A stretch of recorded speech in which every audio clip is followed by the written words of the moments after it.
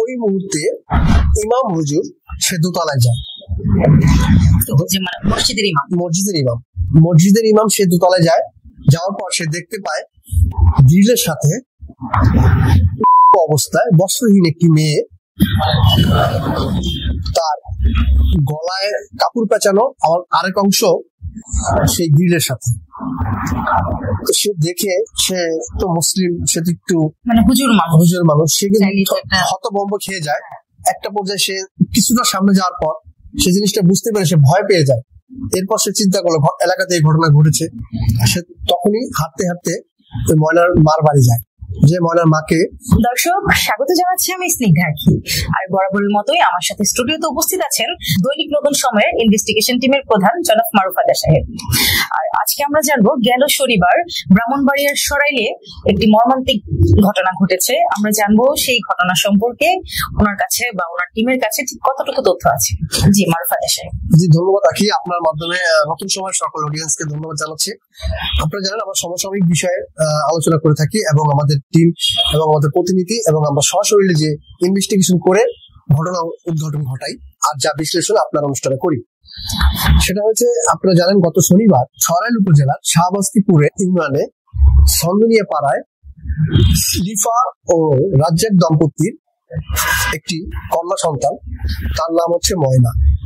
ময়নার বয়স 9 বছর, কিন্তু সে দুরন্ত এবং খুব চঞ্চল প্রকৃতির একটি মেয়ে। দেখতে খুব সুন্দর এবং ফুটফুটে শিশু বাচ্চা বলতে পারি আমরা। হ্যাঁ, একজন খুব সুন্দর সুদর্শন ফুটফুটে শিশু বাচ্চা। দেখলে তাকে খুব মানে মনে হয় যে 14-15 বছরের মতো লাগে, কারণ চঞ্চল তো, খুব খেলাধুলা নিয়ে ব্যস্ত থাকে এবং পাশাপাশি পড়াশোনা নিয়ে ব্যস্ত থাকে। ও একটি প্রাথমিক স্কুলে 5ম শ্রেণীতে পড়ে, পাশাপাশি ওই এলাকায় নুরানি মাদ্রাসায় সে পড়াশোনা করে এবং কোচিং করে। এবং তার মা লিফা আক্তার, তার 3টি সন্তান রয়েছে, 2টি ছেলে এবং একটি হচ্ছে কন্যা সন্তান। আর সেই কন্যা সন্তানটি হচ্ছে আমাদের এই ময়না। ময়নার বাবা আব্দুর রাজ্জাক, উনি বিদেশি প্রবাসে কাজ করে।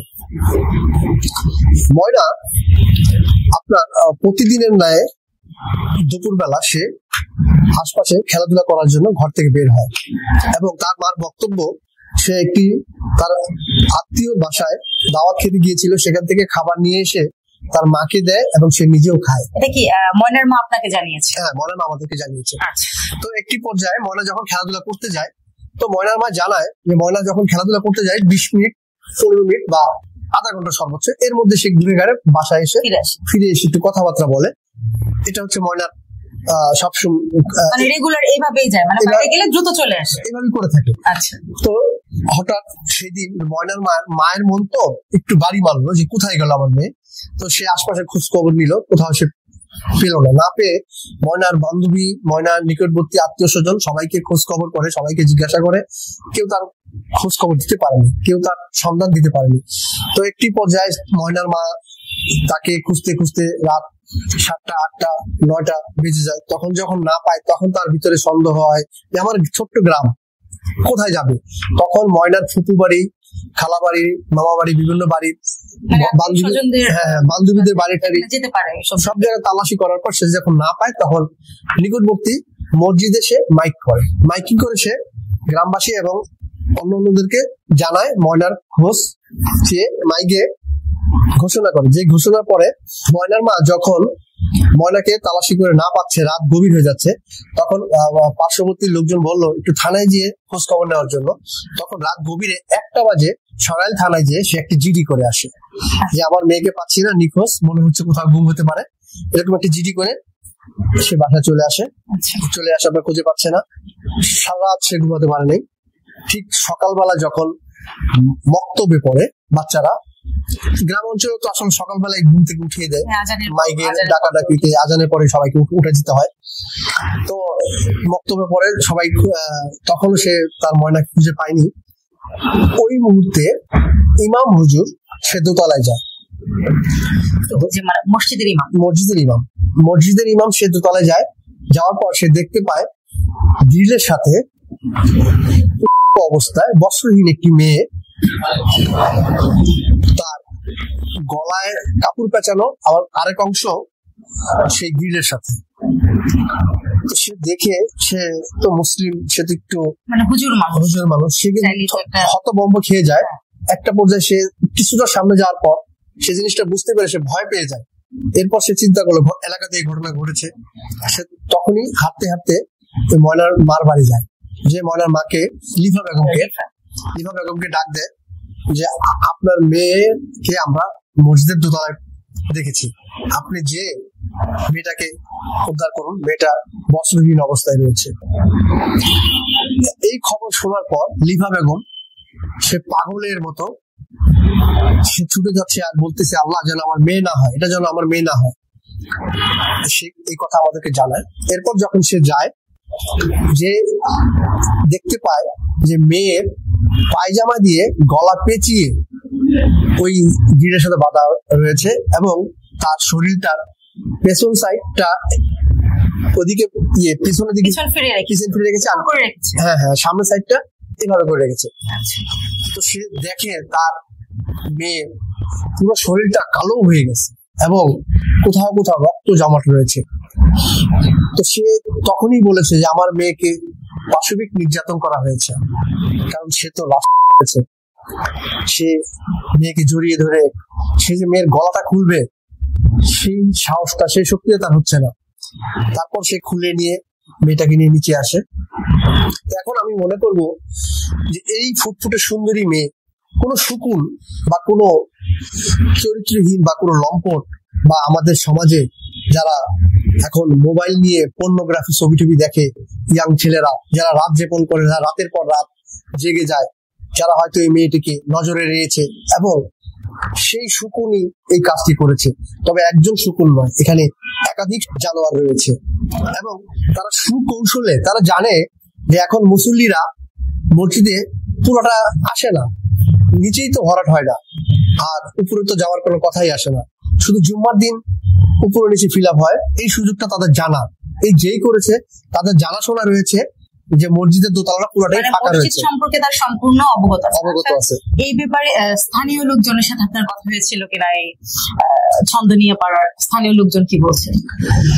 ছন্দনীয় পাড়ার মাহবুব আলী উনি আমাদেরকে জানান যে এই মেয়েটা খুব ফুটফুটে সুন্দরী ছিল। মাহবুব আলীর দোকানে গেলেই মাহবুব আলী তাকে চকলেট দিত এবং অবসরে ছুটিতে মেয়েটা মাঝে মধ্যেই মাহবুব আলীর দোকানে যেত। একটা পর্যায়ে মাহবুব আলী বলে যে মেয়েটা খুব দেখতে খুব সুন্দর, কিন্তু মাহবুব আলী বলতেছে যেটা তার মনে হয় যে এলাকার বকেটে লম্পট ছেলেপেলেদের এটা কাজ হতে পারে। মানে মেয়েটা বয়স অল্প থাকলেও দেখতে যেহেতু একটু মানে অন্যরকম সুন্দর ছিল, একটু গ্রোথ ভালো ছিল, এই জন্য বকাটের একটা আসছে। আচ্ছা, এই ব্যাপারে আপনার সরাইল থানার ভারপ্রাপ্ত কর্মকর্তা ওসি যে আছে মোর্শেদুল আলম চৌধুরী, হ্যাঁ, ওনার সাথে আমাদের কথা হয়েছে এবং আমাদের আরেকজন প্রতিবেশীর সাথে কথা, স্থানীয় লোকের সাথে কথা হয়েছে, তার নাম হচ্ছে বাপ্পি। উনি আমাদেরকে জানান যে ওই মসজিদে একটি পাঠাগার রয়েছে, ওই পাঠাগারের কিছু কিছু লোকদেরকে, 4-5 জন লোককে সবসময় অলওয়েজ দেখা যেত, কিন্তু এই ঘটনার পর তাদেরকে দেখা যাচ্ছে না। এখন তাদের মধ্যে কেউ কিনা এটা সে সন্দেহ প্রকাশ করেছে।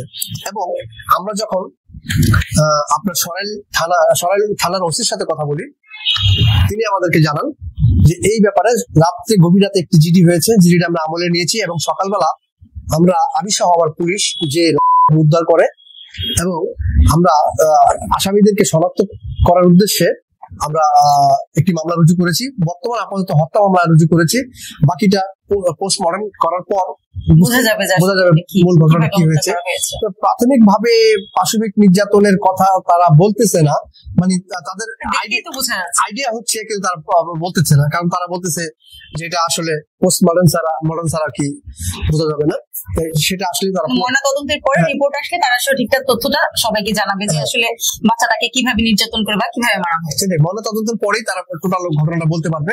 আর মেয়ের মা তো সরাসরি বলে দিয়েছে যে আমার মেয়েকে পাশবিক নির্যাতন করা হয়েছে, কারণ সে তো তার মেয়েকে সে ছোটবেলা থেকেই লালন পালন করেছে, তার মেয়েকে সে ধরেছে, সে যা দেখেছে রক্ত জমাট কালো বিভিন্ন জায়গায় হয়ে গেছে এবং পুরা কালো, তাতে সে বুঝতে পারছে যে এখানে একাধিক কোন নরপিশাচের হস্তক্ষেপের কারণে এটা হয়েছে বলে তার মা আশঙ্কা করেছে। এখানে ময়নার মা কাউকে সন্দেহ করছে কিনা বা কারো নাম বলেছে কিনা যে এদের মধ্যে কেউ হতে পারে, এরকম কারো আলাপ করেছে কিনা? ময়নার মার একই কথা, যে আসলে কি বলতে কি ময়নার মা আসলে ময়নার বাবা যেহেতু প্রবাসী, সেই হিসেবে ময়নার মা ময়নার উপর একটা ডিপেন্ডেন্ট। ময়নাকে দিয়ে বাজার সদাই, স্কুল এবং কোচিং এবং মাঝে মধ্যে ময়নাকে দিয়ে এখানে সেখানে পাঠাইতো। কিন্তু আসলে আমাদের এটা উচিত না। আমাদের এই বয়সী মেয়েগুলিকে খুব সচেতন হয়ে তাদেরকে টেক কেয়ার করা উচিত, কারণ রাখা উচিত, হ্যাঁ তাদেরকে আগলিয়ে রাখা উচিত, তাদেরকে দেখভাল করা উচিত, তাদের বিশেষ করে বিশেষ নজরে রাখা উচিত। কারণ এই সময়টা হচ্ছে বেশি একটা বিপজ্জনক, কারণ মেয়ে তো আর দেশে বর্তমান অবস্থায় ছেলে মেয়ে কোনো বাচ্চাই তো নিরাপদ না। ছেলেদের ক্ষেত্রে আলাদা, মেয়েটা এখন দেখুন এই তাদের 3 জন পরিবারের একটি মেয়ে, আর এই মেয়েটাকে তাদের এই পর্যন্ত আনতে ময়নার মা ময়নার বাবা আব্দুর রাজ্জাকের হাড় ভাঙ্গা পরিশ্রম করে সে বিদেশ থেকে টাকা পাঠায়, আর সেই টাকা এই মেয়েটা বড় হচ্ছিল আস্তে আস্তে। এখন যে নরপিচাস তাকে ভোগ করে করলো, এইটার সমাধান কি আছে আমাদের দেশে? আপনি জানেন পৃথিবীতে বা বাংলাদেশের পৃথিবীতে সব থেকে বড় হচ্ছে সাজা হচ্ছে পাপ হচ্ছে করা, আর সে করেছে। এটার বিচার তো অবশ্যই হওয়া উচিত, অবশ্যই এর দৃষ্টান্তমূলক সাজা হওয়া উচিত, একে শনাক্ত করা উচিত। কারণ এই নারী শিশু নির্যাতন আমাদের দেশে বেড়েই চলেছে, আর বিশেষ করে এই মেয়েগুলি, ছোট বাচ্চা, এদেরকে যদি আমরা এদের প্রতি যত্নশীল না হই, এদের প্রতি যদি আমরা টেক কেয়ার না করি, দায়িত্বশীল না হই, তাহলে তো এরকম দুর্ঘটনা অহরহ ঘটে যাচ্ছে। তো সর্বশেষ তাহলে আসলে ময়নার ঘটনায় বর্তমান অবস্থাটা কি? ময়নার ঘটনার এখনো আসামি ধরা যায়নি, তবে 2 জন মসজিদের ইমাম ও মুয়াজ্জিনকে ধরা হয়েছে। কিন্তু তারা তো আসলে কেউ তো চাবে না, সন্দেহজনক হিসেবে ধরা হয়েছে, কিন্তু কেউ তো চাবে না তার কর্মস্থলে সে এরকম একটা ঘটনা করুক, কারণ তারা তো করে এখানে পার পাবে না। আর মুয়াজ্জিনের ব্যাপারে, ইমামের ব্যাপারে এলাকাবাসী বলেছে তাদের মেয়ে আছে, তারা এরকম হওয়ার সম্ভাবনাই নেই। তাদেরকে জিজ্ঞাসাবাদের পরে ছেড়ে দেওয়া হয়েছে, আমরা জানতে পেরেছি। তবে অবশ্যই যেহেতু আমাদের দেশে আইন খুব কঠোর, তবে দেশের আইন কঠোর, ওদেরকে অবশ্যই ধরা যাবে বা ধরা হবে। কিন্তু যার সন্তানটা গিয়েছে, যে এই সন্তানকে তৈরি করেছে, যে সন্তানটাকে তিলে তিলে তৈরি করেছে, তার কোল তো আর পূরণ হবে না। সেই জন্য আমি মনে করব প্রত্যেকটা মানুষকে আপনাদের সন্তানদের প্রতি একটু সতর্ক হন, এবং আগামীতে এই মামলার আরো নতুন নতুন কার্যক্রম আমাদের ইনভেস্টিগেশন টিমের মাধ্যমে আমরা সম্পূর্ণ তথ্যগুলি আপনাদেরকে জানাবেন। তো দর্শক, ব্রাহ্মণবাড়িয়ার সরাইলের মর্মান্তিক যে ঘটনা বা শিশু হত্যার যে ঘটনাটি ঘটেছে, আজকে আমাদের কাছে এতটুকু আপডেট ছিল। তো আপনাদেরকে আবারও বলবো যে আপনারা একটু সচেতন হন, আমরা আমাদের সন্তান, পরিবার, পরিজনে একটু খেয়াল রাখি। যেহেতু পরিবেশটা এরকম হয়ে গেছে যে আসলে আমাদের কিছু বলার নাই, তো আমরা সবাই নিজের সন্তানদের প্রতি একটু যত্নশীল হই, কোথায় যাচ্ছে, কার সাথে খেলছে, কতক্ষণের জন্য বাইরে যাচ্ছে, এগুলি একটু খেয়াল রাখি। তো আপাতত এই পর্যন্তই ছিল আমাদের কাছে আজকে। তো ততদিন ভালো থাকুন, পরবর্তীতে আবার হাজির হব অন্য কোনো একটি ঘটনা নিয়ে। সে পর্যন্ত আল্লাহ হাফেজ।